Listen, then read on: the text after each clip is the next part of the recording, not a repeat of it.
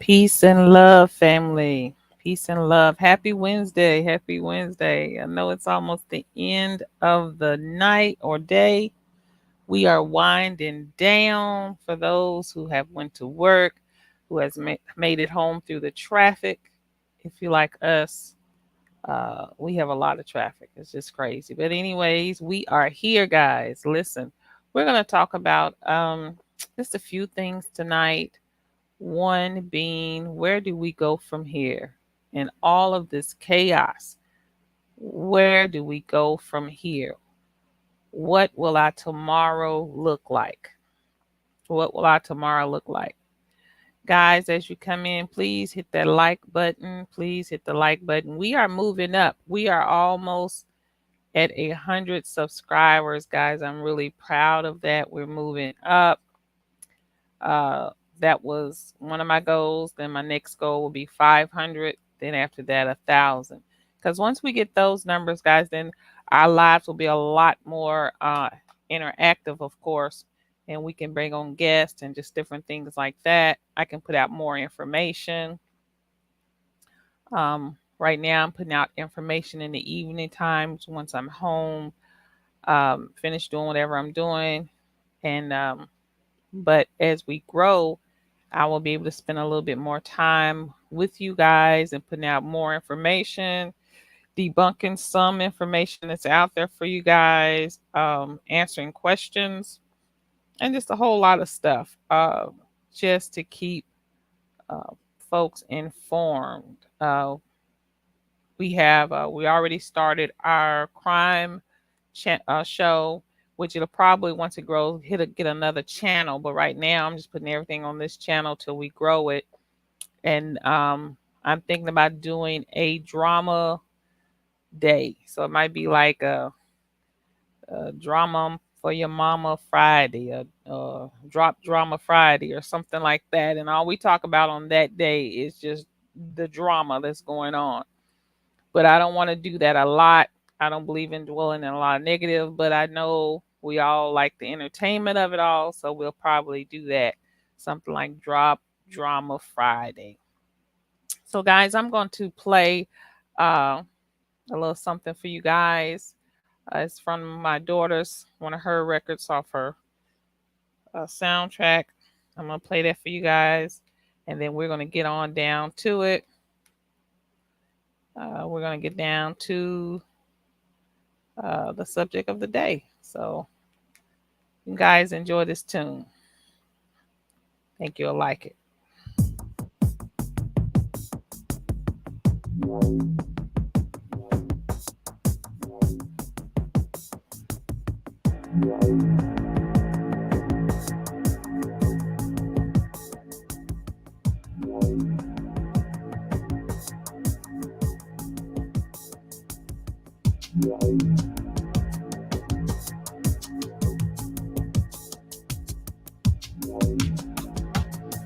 It's Wednesday, guys. Come on in, guys. It's Wednesday. How y'all like that?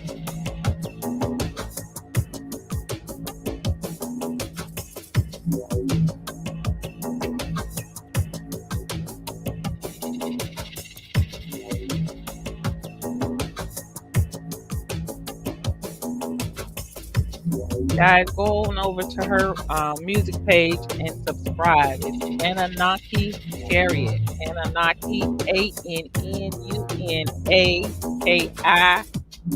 Chariot.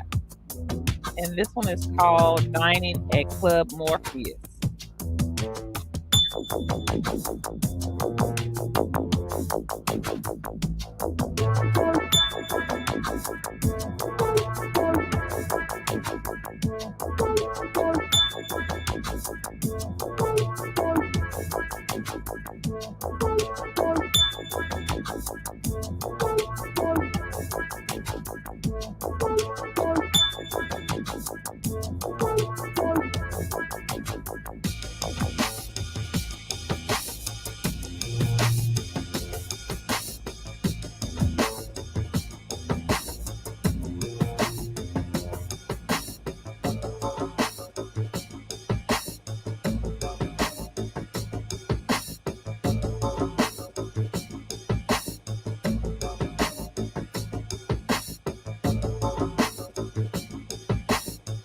As you come in, guys, hit that like button, hit that share.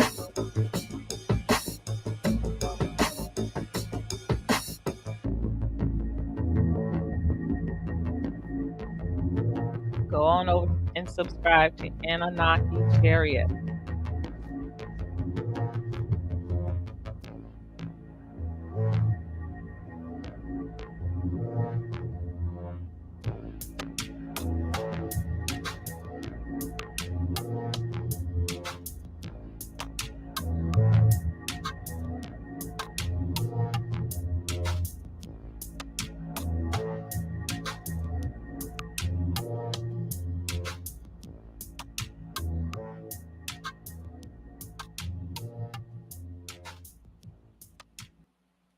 All right, guys, how you guys like that?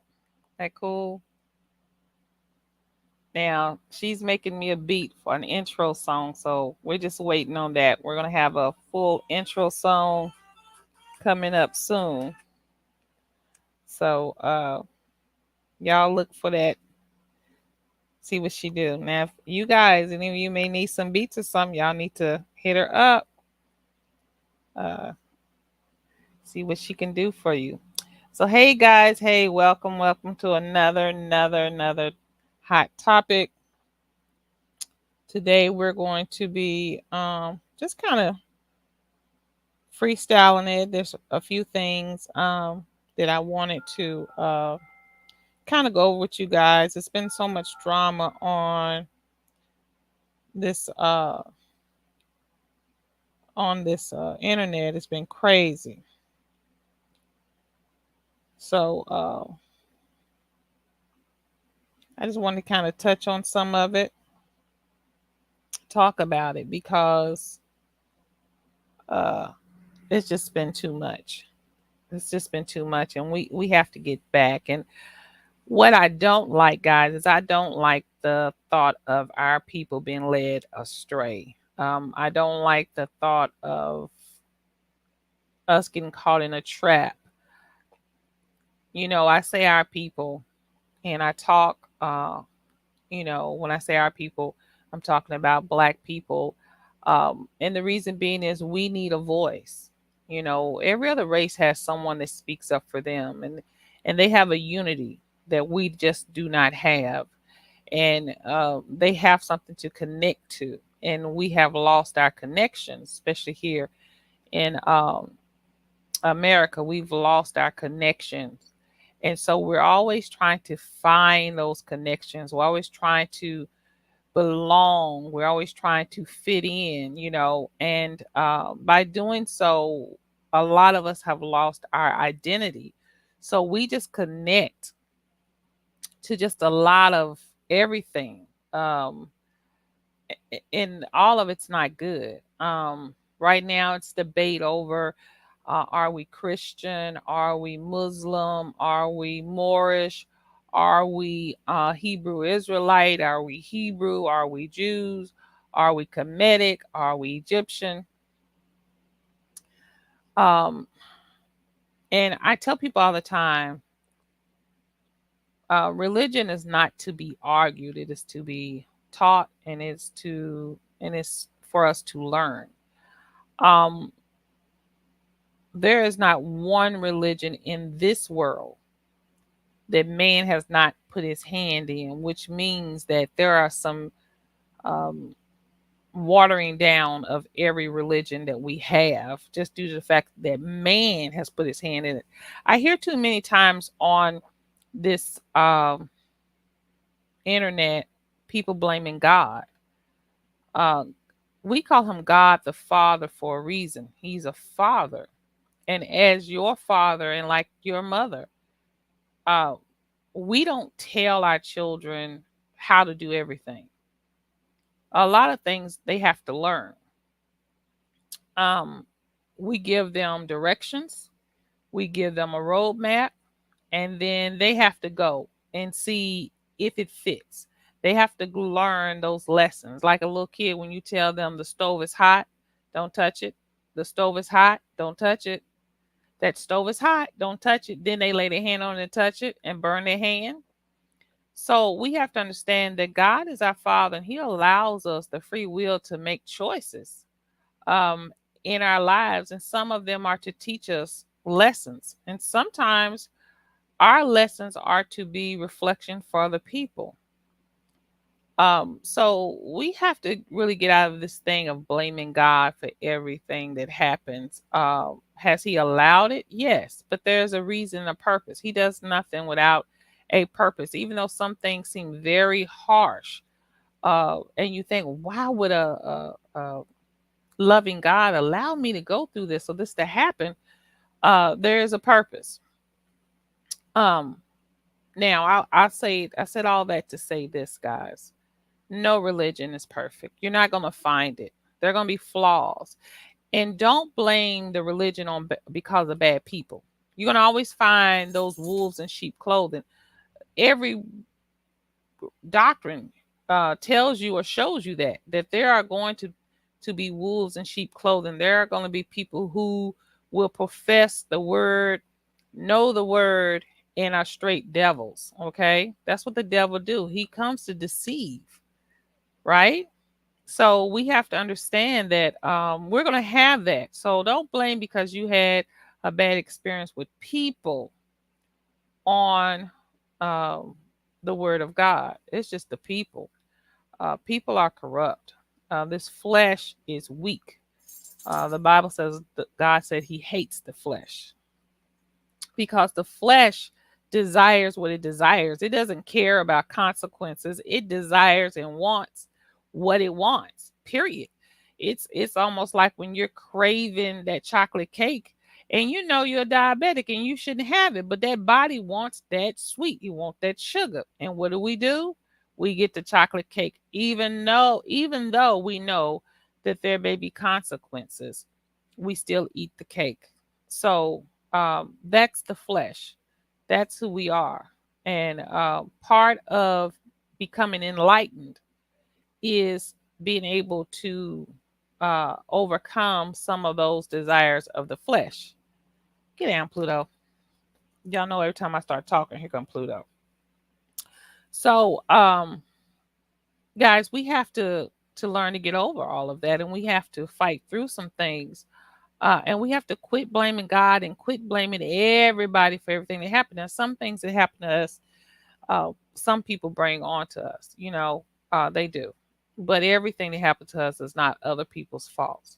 When you find yourself blaming everybody for everything that has ever happened to you, you really need to take a real good look at yourself and figure out what's going on. So I said all that to say this, guys. We've got to grow and we have to become better. Whatever religion you profess or spirituality you profess, if it's not making you better, is if it's not taking you to a higher elevation where you are loving and kind, treating people with respect, being honest, um, following the golden rule, do unto others as would have them to do unto you.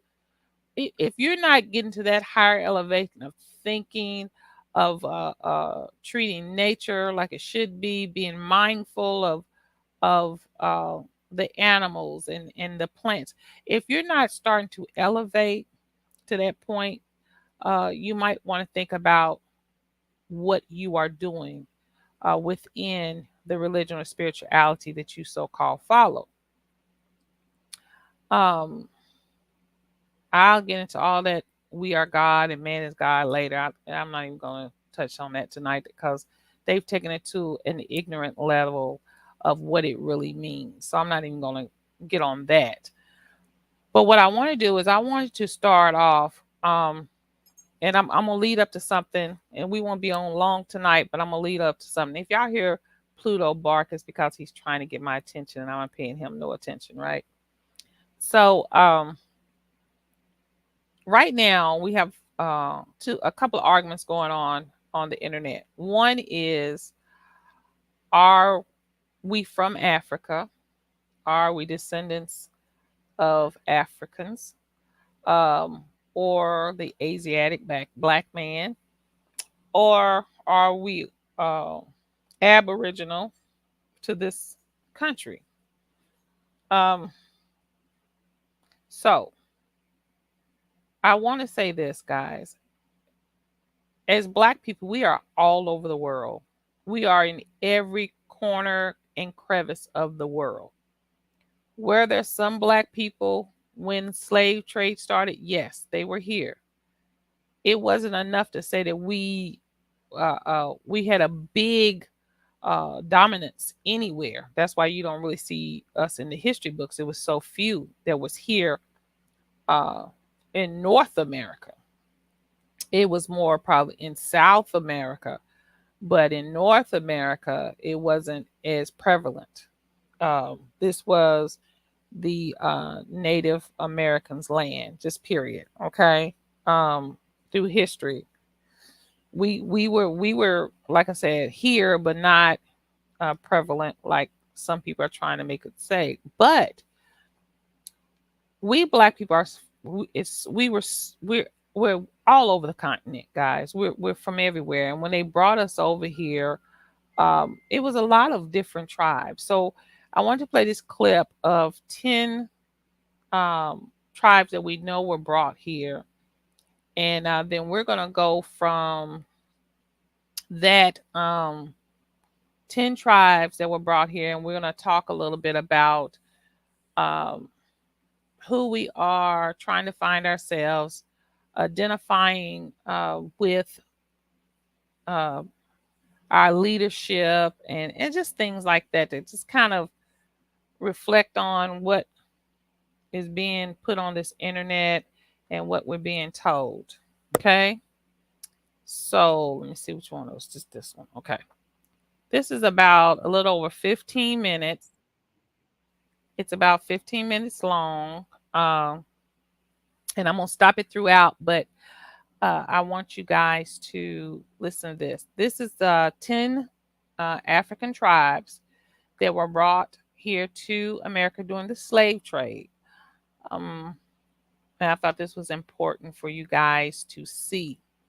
So I'm going to play this, and I'll be talking and stopping throughout, uh, making a few points. Okay.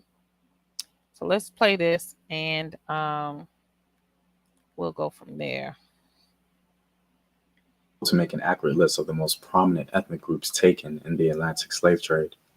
The one thing we can measure for the most part are the general regions enslaved Africans were taken from, and even the cultural and linguistic dominance of these groups upon arrival. Now, y'all heard that he said we can map the areas and the linguistics of those tribes. That is important because we have a lot of that um, when it comes to interpretation of different books and scrolls and different things. So I want y'all to pay attention to what he's saying. Now, I got this from New School. He has a lot of good stuff on there. So, guys, if you haven't subscribed to that New School, go over there and subscribe. Tragic event in human history because of how it displaced millions of Africans from their homes and began a legacy of oppression for their descendants. Now, let me point this out. It said millions of Africans. Okay, we don't even have an exact number due to the fact that so many died um, on their way here and here that were not accounted for. Um, now, I want you to think about this when we talk about reparations. If your father had a farm and he had 7 boys and 3 girls, and he had a very prosperous farm, y'all produced corn and hay, very prosperous. And all of a sudden, somebody came and stole 6 of the sons and 1 of the daughters. Who would work that land? Who would produce the next generation to farm? It would be nobody there. So that means that more than likely that family would lose not just the farm, but they would lose all of the innovation of the next generation as well. Think about that. Generations to come. And this human tragedy is not even taking into account the Arab slave trade of African men and women, which is seldom discussed. Popular culture at times assumes we can't know which ethnic groups were taken in slavery, but with a little digging, we can identify, highlight, and remember the people who experienced this tragedy. One way we can honor these Africans is by speaking their names and acknowledging their history and experience. So let's begin with the top 10 African ethnic groups taken in the Atlantic slave trade. At number 10, we have the Shamba people. The Shamba are located largely in northern Nigeria and Cameroon. They're an interesting group of people because their oral history seems to suggest that Shamba identity largely formed due to a mixture of two people who spoke different but similar languages. Now, y'all heard that the Shamba people are a mixture of two. So that's why when you do a DNA test, guys, you have to listen to this and think about it. When we do DNA tests, it's like we have three or four maybe DNAs of different tribes within us, because we have to remember that we intermarried even in Africa.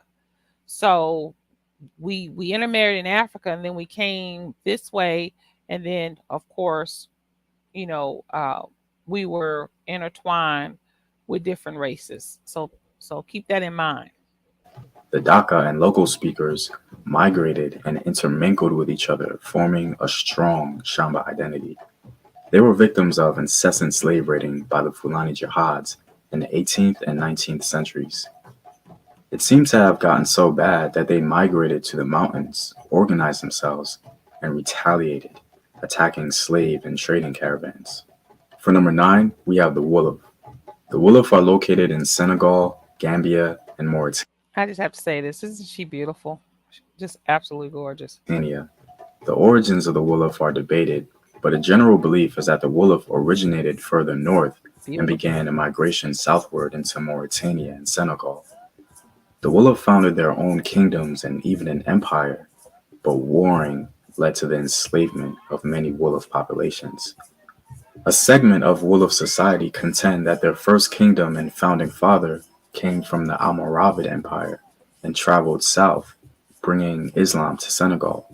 Most Wolofs today are Muslims, but violent jihad Now, y'all heard that they brought Islam into Senegal. So that tells you that the people there were not um, Islamic from the beginning, but it was brought in there. So now we not only have a mixture of cultures, we have people, but we have a mixture of religions. Okay. in the past led to the enslavement and displacement of Wolof society. This violence was so prominent that it led to internal disagreements among the Wolof on Islam. At number 8, we have the Abron people. The Abron inhabit the borderlands of Cote d'Ivoire, Ghana, and Burkina Faso.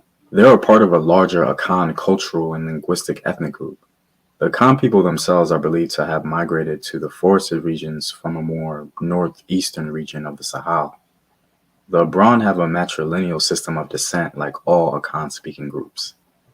They were essentially in the center of the Gold Coast slaving populace, and many were caught up in it. Because such a large number were taken, they were given a specific name in Jamaica, known as Coromantes. Coming in at number 7, we have the Fulani. The Fulani are one of the largest, if not the largest, ethnic group in West Africa. They take this title because they are dispersed amongst so many nations in West Africa and are even present in Eastern Africa. They can be found from Senegal all the way to the Central African Republic. So pretty. The regions that they're most concentrated in is Senegal, Guinea, Mali, Niger, Nigeria, and Cameroon. And that's just the concentrated regions in which they're present. The origins of the Fulani are very hotly debated, but the most sound evidence points to their origin in North Africa. They are probably one of the original people in North Africa, due to some of the wall paintings that some scholars say point to their presence going all the way back to 6000 BC in Algeria. In fact, their history is very rich and full. They were well known throughout every region they inhabited and mixed with other ethnic groups.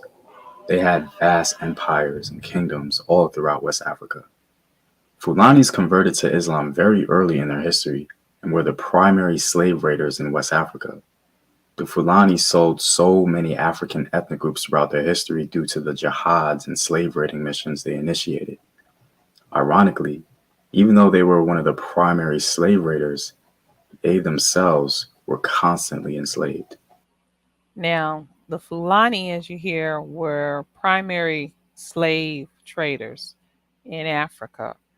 But by them falling for this foolishness, they themselves got enslaved.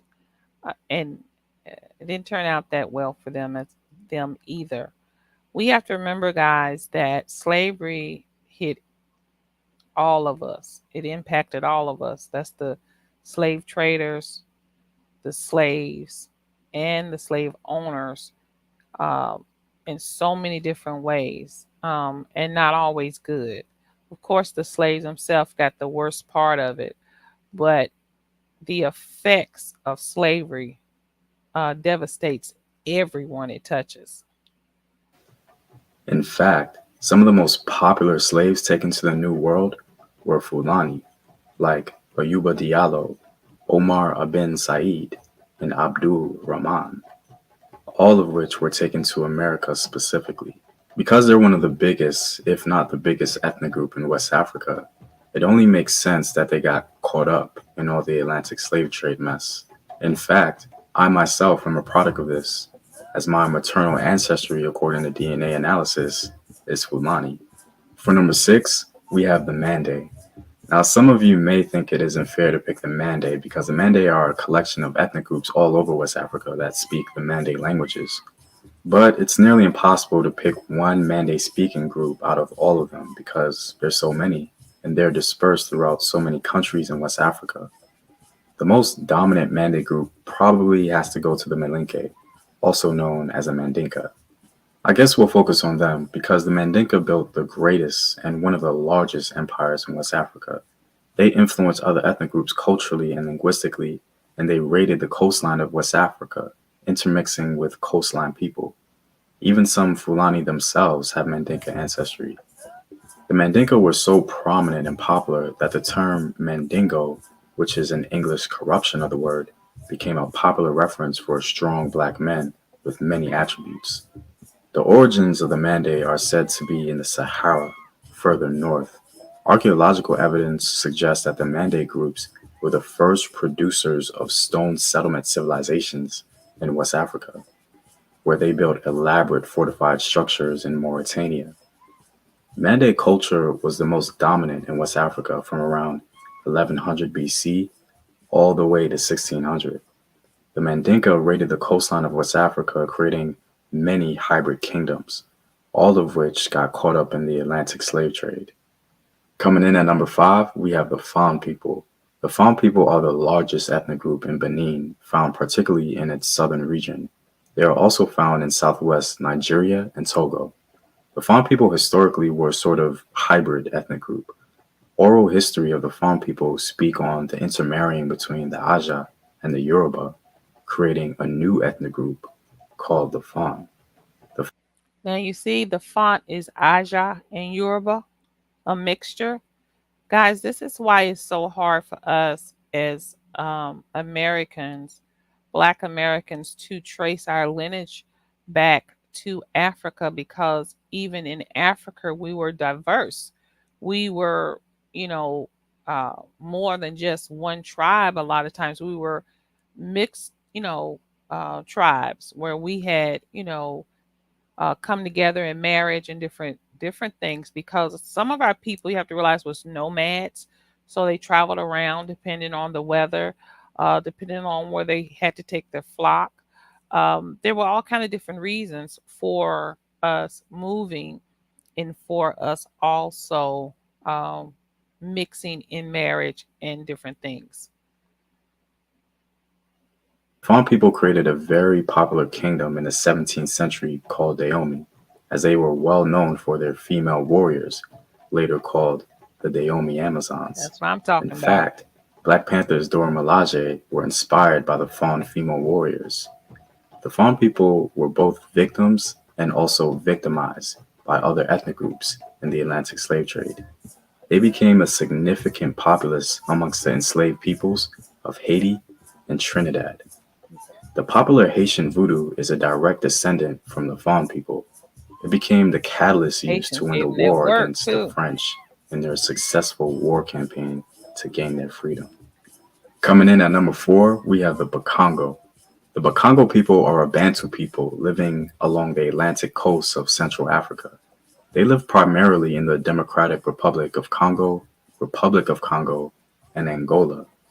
Similar to the Mandinka in Upper West Africa, they created one of the most prominent empires in their region of Central Africa, called the Congo Empire.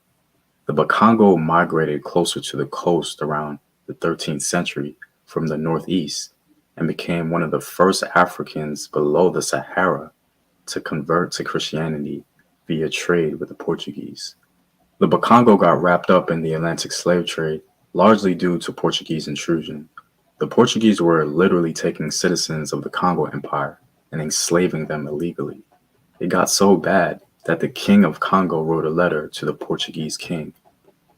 Each day, the traders are kidnapping our people, children of this country, sons of our nobles and vassals, even people of our own family. This corruption and depravity are so widespread that our land is entirely depopulated. We need in this kingdom only priests and school teachers, and no merchandise, unless it is wine and flour for mass. It is our wish that this kingdom not be a place. Okay, so here, you know, the king is seeing the problems with the Portugals coming in and just wrecking our people. See, guys, we got to understand, even like today, Satan knows how to take something shiny and shake it in front of some people's face and they fall for it. And then next thing you know, you got a mess. And that's where we are now today. Um, all of what's going on is that people are being waved a little shiny trinkets in front of their faces, and they're like, oh, okay, great. And next thing you know, instead of helping our people, they're breaking us down slowly, with some of the teachings, with the corruption in our music, with the corruption in our society, our school system. It's just breaking us down. And why are our people engaging in this to our people? Because they're caught up. They're caught up in that shiny little trinket. And so the king here, he saw, hey, we getting messed up with this. I tell you what, we don't want nothing else from y'all except for we want the wine and the flour so we can do mass, but the rest of the stuff is messing us up. That's pretty much what he's saying. For the trade or transport of slaves. Many of our subjects eagerly lust after Portuguese merchandise that your subjects have brought into our domains. To satisfy this inordinate appetite, they seize many of our black free subjects. They sell them. After having taken these prisoners secretly or at night, as soon as the captives are in the hands of white men, they are branded with a red hot iron. In fact, the grandson of the king of Congo was taken into slavery. His name was Ganga Zumba, which translates into Great Lord. His mother, the Princess of Congo, led a battalion in the Battle of Mbwilla, but the Portuguese aligned with the African enemies of Congo, which included the notorious Mbangala, who Mm, were pretty much the Zulu of the region, mm. and other African forces joined the fighting, numbering in the thousands. Due to the defeat at Mbwilla, her son was taken to Brazil as a slave. But Ganga, knowing who he was, refused to be a slave. He became the first leader of a massive runaway slave settlement in Brazil. Some even referenced it as a kingdom because it had a palace, guards, and ministers. Brazil, like much of South America, became a port of entry for many Bakongo people and was one of the main entry ports for most enslaved. Now, the magic of what he said here was that he knew who he was and he refused to be a slave. He knew who he was and he stood his grounds, and he fought. That says that's 1,000 words right there. He knew who he was. And that's what we're trying to do now, figure out who we are. Africans in general. Many people don't know that most enslaved Africans went to South America and not the North. Breaking our top three, we have the Igbo. The Igbo are an ethnic group native to present day South Central and Southeastern Got a Nigeria. few more minutes, The guys. Igbo are We're one of the done. largest ethnic groups in Africa. Even though the origins of the Igbo are debated, they have a strong presence in Nigeria for thousands of years. The Igbo got caught up in the Atlantic slave trade due to the Aro Confederacy. The Aro people had migrated to the region of Igbo land as a result of the demand for slaves and palm oil. The Aro Confederacy captured and enslaved Igbos and sold them to Europeans. Many of the slaves taken from the Bight of Biafra would have been Igbo. The slaves taken from the Bight of Biafra accounted for about 13% of all the slaves taken to the Americas. Coming in at number two, we have the Yoruba. The Yoruba are an ethnic group of southwestern and north central Nigeria, as well as southern and central Benin. The Yoruba, like the Fulani, are actually one of the largest ethnic groups in Africa. In North America, they might even be one of the most recognizable group of Africans, the face of an African immigrant, if you will. The Yoruba were the dominant cultural force in southern Nigeria as far back as the 11th century. The origin of the Yoruba can be placed before the Oyo Empire around Ele-Ife. The Oyo Empire was active in the Atlantic slave trade as Yorubas became victims and victimizers in the process of enslavement. The Yoruba were dispersed in mass to multiple locations in North and South America, with enslaved populations going to Cuba, Dominican Republic, Venezuela, Saint Lucia, Jamaica, Brazil, Grenada, Trinidad and Tobago, and many others. The Yoruba seemed to impact the culture wherever they landed. Yoruba culture became so prominent and dominant that the Yoruba pantheon began to be worshipped in North and South America. The Orishas today are still worshipped and celebrated. And coming in at number one, we have the Mbundu. The Mbundu people are primarily centered in Angola today. There are multiple stories surrounding the origins of the Mbundu, but the most complete one seems to point to the fact that they descend from a people group that had multiple chiefdoms around the Zambezi River. According to the Atlas of the Atlantic Slave Trade, most enslaved Africans came from the region of Congo and Angola. These Africans were largely taken to Brazil, especially from Angola. The Mbundu had many kingdoms that were vassal states to the larger Congo Empire. Queen Nzinga was the most popular Mbundu queen from that region and had extensive interaction with the Portuguese. Because the demand for slaves were so high, the Congo Empire established slave raiding and perpetuated warfare with Mbundu kingdoms, enslaving many Mbundu people. The Portuguese themselves would align with the Mangala to enslave many Mbundu people. The presence of the Mbundu was so high in Brazil that they began to influence the culture itself. Most Mbundu slaves were war captives, so they So I'm gonna stop right there, because I just really wanted to bring out to you guys the diversity of our people. You know, I hear people, some of the internet leadership, say that, we're not Africans, they're not our people, I'm not from Africa, and personally speaking, I just think that's some people speaking out of ignorance. And the reason why I say that is the problem with our people is that we have no unity. Um, our people, Black people, we have to learn to be unified under something, that one thing that holds us and sticks us together, whether it be our skin color, our culture. We have to learn as a people to be able to stick together. We talk about Caucasians and white people, but one thing you have to say about them, they stick together. I don't care if they're uh, if it's American white, if it's a Russian, if it's a Scottishman, if it's a Turk. I'm gonna tell you something about them. When it comes to being against the darker races of the world, they're gonna stick together.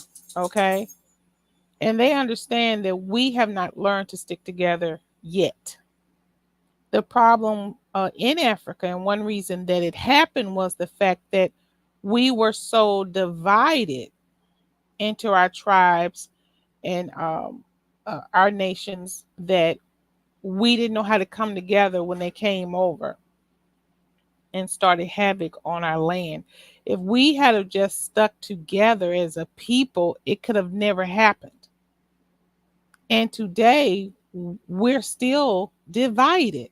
We divide ourselves because of religion, because you don't believe in this religion, then you can't be a righteous person. And we cannot find those common grounds to stick together, guys. And the reality is that we all are one people. Okay, we are one people. If you're in North America, South America, if you're in Asia, if you're in Africa, if you're uh, in China, if you're in Korea, we're one people, guys. Okay, our origin, our original, where we originated from, we're one people, and we got to get that in our heads. We're one people, and we need to learn to stick together. We need to learn to be unified under that one umbrella. We can be unified and disagree on some points. We just agree to disagree, and then we find a common ground on those areas that we disagree on. I mean, it's not really that hard when we look at the grand scheme of things. Okay. And Satan has used our division to keep us divided and to keep us not from growing.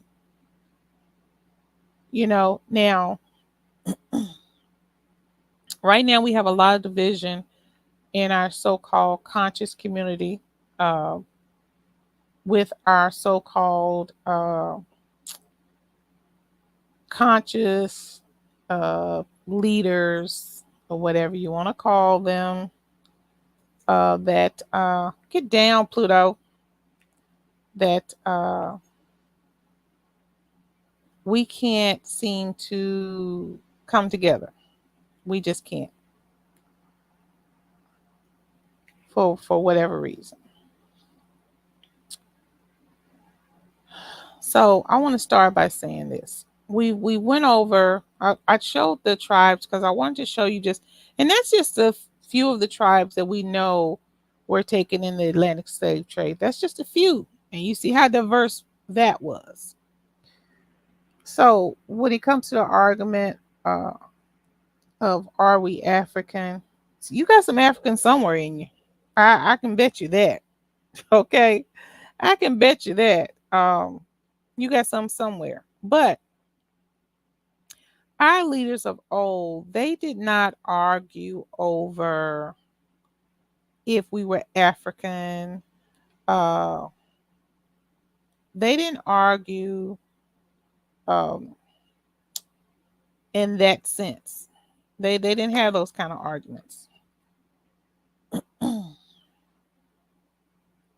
They didn't have that kind of argument. There you go.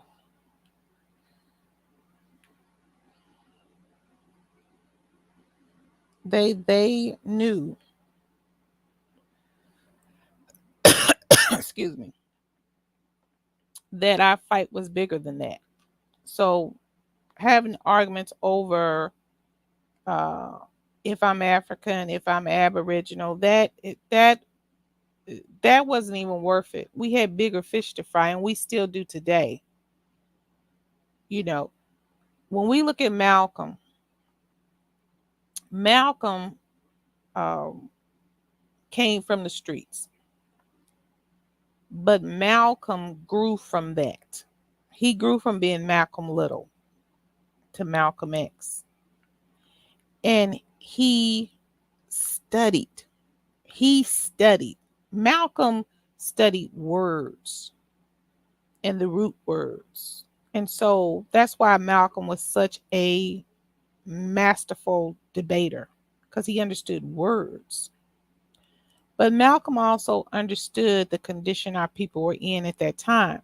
See, a lot of times when we look at the way leadership talk at that time, the different leaders, it's almost like prophets. God sent prophets at different times for different people for a different purpose. See, that's what we have to understand.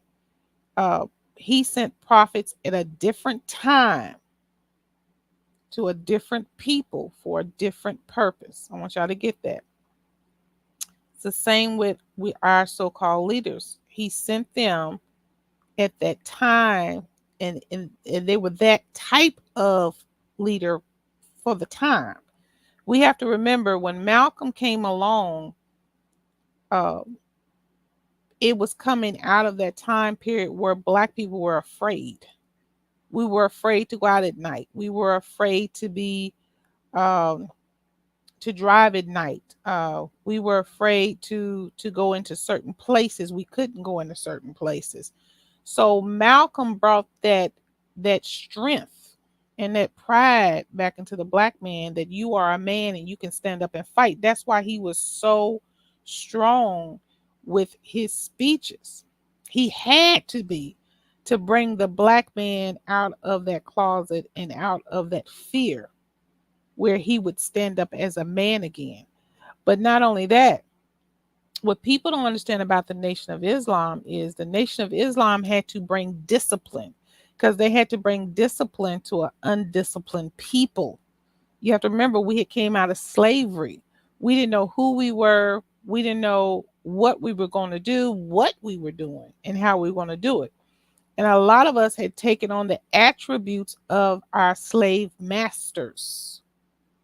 And that wasn't good, because our slave masters, a lot of them misused us and abused us. So we brought those attributes out, and we turned it around and did those same things to our family and our people. So when the Nation of Islam came along, the Honorable Elijah Muhammad had to bring discipline to our people, especially our Black men. Okay, trying to pull them away from some of that stuff that had been instilled from slavery. That's the same as in the Bible when Moses brought the children of Israel out. If you read, Moses gave them, it's a whole law on what they could and could not do, what they could and could not eat, who they could sleep with, who they couldn't sleep with. And the reason he was so detailed was because the children of Israel had been in Egypt so long, they had taken on the attributes of their oppressors. So he had to give them some discipline. He had to give them some guidance. So that's why Moses did that. If you go back and read in the book of Genesis and Deuteronomy, Moses had to literally teach the children of Israel over again, because they had came out with so much mess. So that's why we had, at that time, that's why we had Malcolm.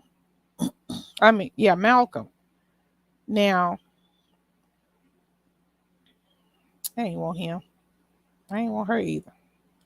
So when we look at, I'm in my pictures, y'all. When we look at, I don't want you. Why are you up there? This is the one I wanted. When we look at Kwame Ture, Kwame Ture was another one. He came with intelligence.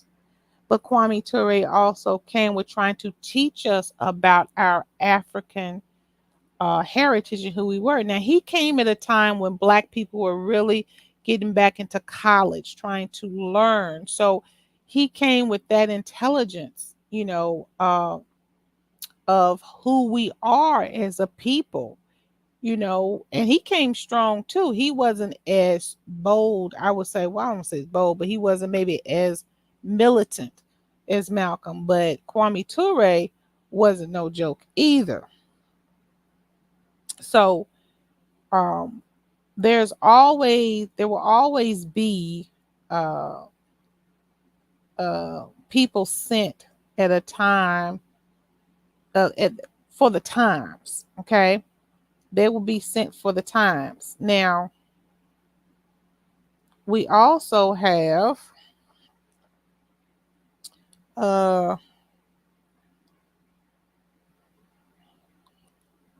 we also have here. Lift it up. Let me lift it up.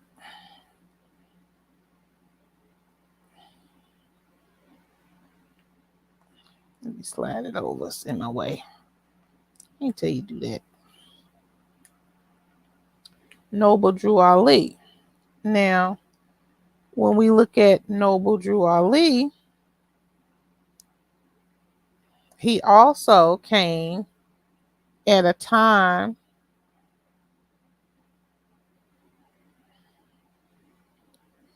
when people need to know who they were, when uh, some of us need to know, because you got to remember, guys, that you've got Africans from different parts of Africa. And so there's not going to be one voice for all the people. Okay. There's one voice for those who hear it. The Bible says it like this. It says a sheep knows their shepherd's voice. Okay. So in other words, when something fits with your spirit and your soul, then you're going to follow that. Okay. You're not going to follow anything that doesn't fit well with you, that doesn't resonate within your spirit. So a lot of times we had a lot of different leaders in America because we had different people, different tribes, different religions. So when these leaders were sent to us, they had to resonate in our spirits in order for us to follow them, in order of us to take heed to what they were saying. So Noble Drew Ali was one of these people that also resonated within our spirit. Um, so we had uh, some awesome, awesome leaders uh, that have come to us to help us, to bring us out. Um, one of my favorite, of course, was a good friend of mine. Let me bring him up. Uh, let me bring him up.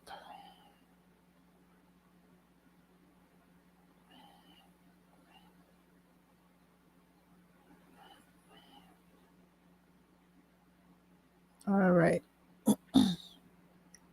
Good friend of mine, Dr. Khalid Muhammad. Um, strong black man, but highly intelligent. Uh, he was college graduate. He was brought up and taught under the Honorable Elijah Muhammad, or the teachings of the Honorable Elijah Muhammad, under leadership of Minister Farrakhan. And once he left the nation, he started to lead the new Black Panther Party. Um, like I said, leaders are sent to certain people for a certain time. Everybody can hear one person's voice because it will not resonate within that person. A person that is not really militant would say that Dr. Khalid Muhammad is too brash. Okay. A person that is really militant would say that maybe Minister Farrakhan is too soft. Um, like a lot of people say that Martin Luther King was too soft. But Martin Luther King was trying to bring us into some equality. And he understood that at that time, we as a people didn't have the tools to fight. So if we had to just kept trying to battle with the white man, it would have been a lot more lives lost. So he was trying to bring us in a peaceful manner without losing a lot of our lives. But some people say, well, he was too soft. But we have to understand, guys, that um, these leaderships are brought for the time and for the people. Okay. And we have to remember we come from different tribes, okay, with different backgrounds, different religions, different ways. And so there had to be more than one person sent. But one thing I will say about all our leaders of yesterday, they were leaders. On TV or standing at a podium cussing people out, calling them all kind of names, and they get mad. I mean, you didn't hear them cussing people out because they were mad,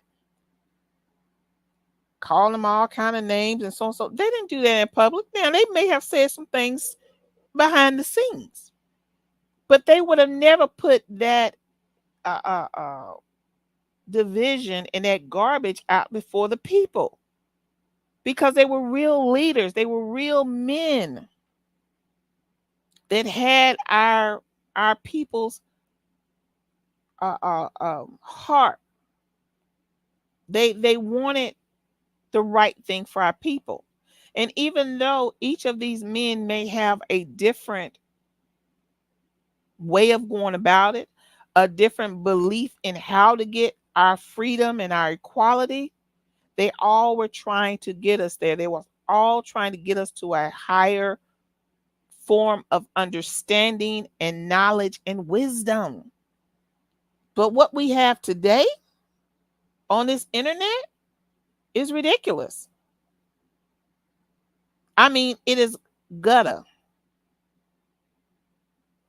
You can't bring a person to a higher level and you're showing a gutter scholarship, a gutter religion. Religion and spirituality is supposed to be making you better. It's supposed to be bringing you up to a higher level of thinking, a higher level of functioning. But if you're still in the gutter with the dogs, then you haven't got there yet. And you haven't got there yet. How you going to teach anybody something? How you going to bring the people up? So many of our young people now don't believe in religion because people have done something to them that was in the religion. It's nothing wrong per se with the words of God. Something wrong with the people who are trying to talk the word of God. If y'all get what I'm saying.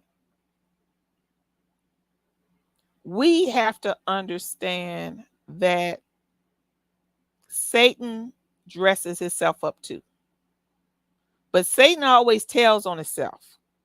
Satan has always spoke well, but his actions are never good. It's never a good ending to Satan's actions. He always speaks well. He cleans up very good, looks good. But then when you follow him and you see the damage that comes along with him, then you see, oh, that's Satan right there.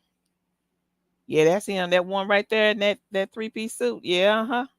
Or that one in that Gucci with that drip on. Yeah, uh-huh. Because his family messed up. His friends are messed up. The people that's around him. You can tell by the damage that's around that person. So we have to understand that we have a higher calling. But if we're going to grow as a people and go to the next level, if we're going to go from here, we got to get out of the gutter with the gutter talk and the gutter actions. We got to treat people right, do the right thing by people. Just follow the 10 Commandments. You ain't got to believe in it to follow it because it's good for you. It's not telling you anything. The 10 Commandments not telling you anything that's going to harm you. Number 1, thou shalt not kill. Why shouldn't you kill? Because if you kill somebody, first of all, it's going to be on your conscience and on your spirit. Secondly, you're taking that person away from someone else. Now, if someone is trying to kill you, by all means, you have the right to defend yourself. And I do not believe that's what God meant by that when he said, thou shalt not kill. You gotta use common sense too. God is a sensible being. He's not a God of confusion. Sensible. If somebody's trying to kill you, you have all by the means to defend yourself. Thou shalt not steal. Why shouldn't you steal? Because whoever you're stealing from, they worked hard for that. And if you're taking from them, not only are you taking from them, you're taking from their family. You don't know what they did to get what they got. You don't want nobody stealing from you. Thou shalt not commit adultery. Why shouldn't you commit adultery? Because by committing adultery, you're breaking it. You're hurting your wife or your husband. You're hurting whoever you're messing with. You're hurting your kids. Fornication the same way. Why not? Why should I not fornicate? Because things come with fornication. What if you get pregnant and the person don't want the baby? What if you catch a disease that you can't get rid of? It's a whole lot of things that come along when you disobey. Okay, you can do it. You got the free will to do it, but there's consequences to it all. And are you willing to accept those consequences? And most of the time, we are not. Okay, we are not. Thou shalt not use God's name in vain.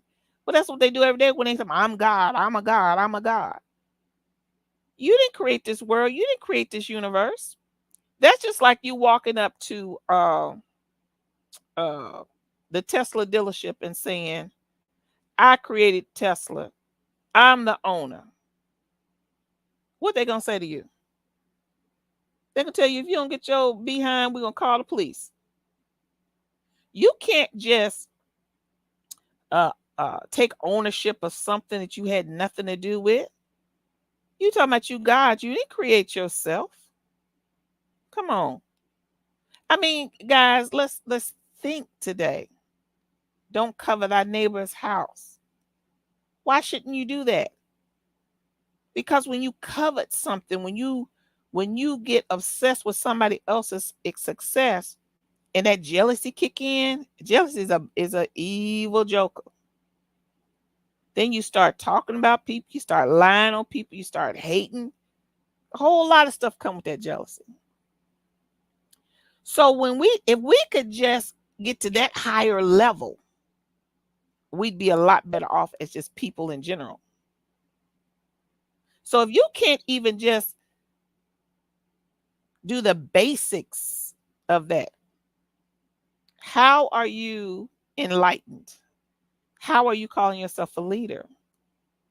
Money don't make you a leader.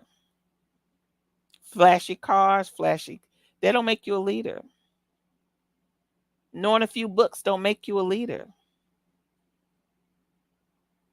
How are you helping your people? How are you helping your family? What about your community? When's the last time you got out and picked trash up off the ground of your community, or showed a young boy how to change a tire, or a young woman how to cook, or how to take care of a baby, or when? We've got to do better, people. And we can't continue to let this chaos be our day. be our everything. Through all this chaos, where do we go from here? Through all of talking about Umar Johnson, who haven't built a school in 10 or more years, a young Pharaoh who has just seemed to have lost it and think that he stopped uh, the cove and all this other stuff. Um, the who else we got going on? The Polite and all the schemes and scamming he's done. Um, we've got who's another one? Tariq Nasheed, and we have Chief Ali, and all these people who got get miracle drugs. It's gonna get you healed, and if you take it in 30 days, and come on, guys, we got to do better than this, and we have to quit falling for the okey doke. Okay, we have to quit falling for the okey doke. These men I showed you are leaders. They were leaders. We can say what we want about the Honorable Minister Farrakhan, but Minister Farrakhan is a leader. Is he perfect? No, no one is perfect. But he is trying to show Black people how to be better, how to live better, whether you agree with the religion or not. If you don't agree with it, that means it's not for you. But the basic teachings are good. My daddy used to say sometimes when you bite into the fish, you got to eat the meat and spit out the bones. In other words, no matter what it is, take the good from it and leave the bad. I can sit down with my Christian brothers and sisters and have a great time talking about the love of Jesus. I can sit down with my Hebrew brothers and sisters. I can sit down with my Muslim brothers and sisters. It and have a great conversation. Do I agree with everything? No, I do not. But the goodness of each of the Quran, the Bible, the Torah, I agree with the goodness in those books and the righteousness that they teach. So we got to become on a higher level and get off this kindergarten understanding and this kindergarten education we giving our people. And we got to move forward and move upward. See, right now we should be talking about, and I'm gonna go into I'm gonna do a story on how do we build.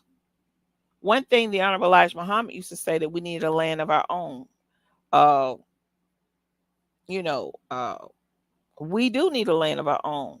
We do need something of our own. How do we do that? Did y'all know that there are towns in America that are almost empty, just waiting to be populated? Can you imagine if some of our wealthy Black people went and started buying those towns and making it affordable for our people to move there and then make an industry there? What would that mean? There are cities all over the world abandoned. China got a city that looks like New York that no one lives in. Matter of fact, they got a couple of them over there. There's plenty of land in Africa. Haiti is begging for us to come over there and rebuild Haiti. Your American dollar goes a long way in Haiti. What are we talking about? What is our next move? Is it just to keep making Gucci rich, Nike rich, Air Jordan richer, Coach, who else? Louis Vuitton.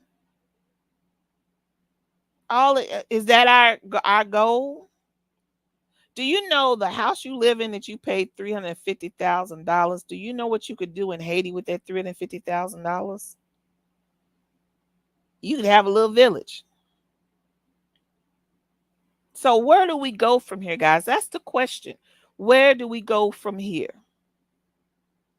And that's where I want to leave you guys tonight with that. Where do we go from here?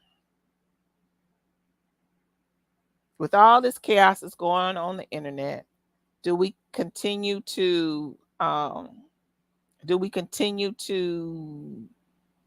subscribe to these people? Do we continue to um, allow them to teach us? Do we continue to support this madness? Or do we finally say, hey, enough's enough and let's move on? Let's move forward. Let's move forward with our thinking. Let's move forward with our teaching. Let's really talk about doing something in our communities. And then from our communities, we can grow from there. And I'm not talking about getting on some get rich quick scheme and I'm gonna put $10,000 in this development that you know nothing about. That's not what I'm talking about. It's not what I'm talking about. What I would say though will be an idea if someone picked the land somewhere and said, hey, okay, well, we're going to Haiti. We're gonna go buy some houses in Haiti. Each person take your own money and buy your plot. And then we develop them together. See, that way you're in control of your project and your money, but you're growing a community. There's a lot of different things that can be talked about that we can move forward. But that's only if we want to move forward. We can't keep waiting on everybody else to do for us what we can do for ourselves, guys. We can do more for ourselves. So let's do it. Let's move forward. Let's get over the chaos. I'm tired of the Sinetta, everybody back and forth and beefing with him, and he beefing with everybody else, and his girl, and she cussing people out and telling how beautiful she is. I'm so over all of that foolishness. Let's move forward with some real scholarship, not gutter scholarship. Okay, not jailhouse scholarship, but some real stuff that's going to help our people. If it's not going to help our people, let's stop. Because right now, so much is going on, guys. You got the CERN machine that most of you don't know about. AI is taking over stuff that they got created. Cloning all over the place you know nothing about. Underground cities, okay, as big as New York, you know nothing about. See, they're moving on. And our people are stuck with trying to figure out if we from Africa or not. Let's think about that for a minute. They're building a whole civilization on Mars, and you trying to figure out if you from Africa. That's all I got to say. So, guys, let's move forward in our thinking and in our conversations. And let's make better decisions and let's make it better for our next generation by coming up one level. Let's stop arguing over whose religion is the best. Let's stop arguing over if you're African, Asiatic, half black. Let's stop arguing over that. You are who you are. Okay, let's stop arguing on the fact God is Satan, Satan is God. We know there are two different entities. That's just common sense. It's a negative and a positive to everything. Okay, you got a left and a right arm. They are not the same. Even though they're at the one body, they are not the same. So let's use a little common sense with some of the stuff that we're talking about and some of the things that we are doing. And like I said, let's move on and make things better. All right, guys. That is it for me tonight. I enjoyed it. I always enjoy talking with you guys. Hopefully soon we will have much larger conversations. I hope y'all enjoyed the clip I played at the beginning. I hope y'all enjoyed the music from Anunnaki Chariot. Go over to that channel, subscribe for the music. Also go to the New School on YouTube for he does a lot of different things about Africa and out of Africa and African history. It's really good. So go over and subscribe to them, guys. Let's start having those deep, good conversations. Okay, stuff that matters.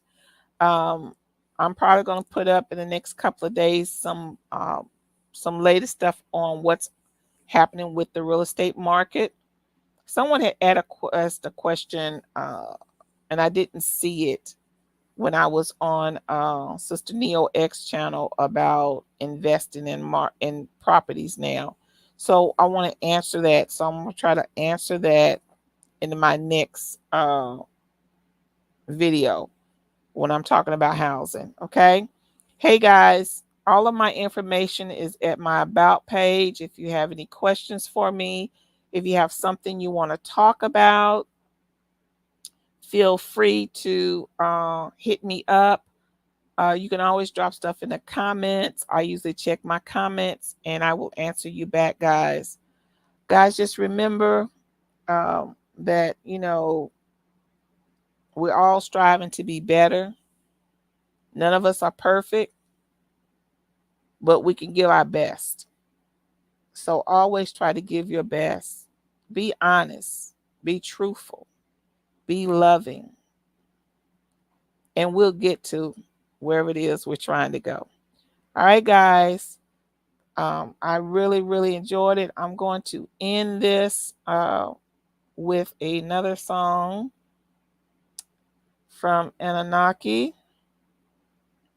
I think that would only be appropriate for you guys. I think you guys kind of liked it. So I'm going to end it with another song. And then we are out of here. Remember to please like,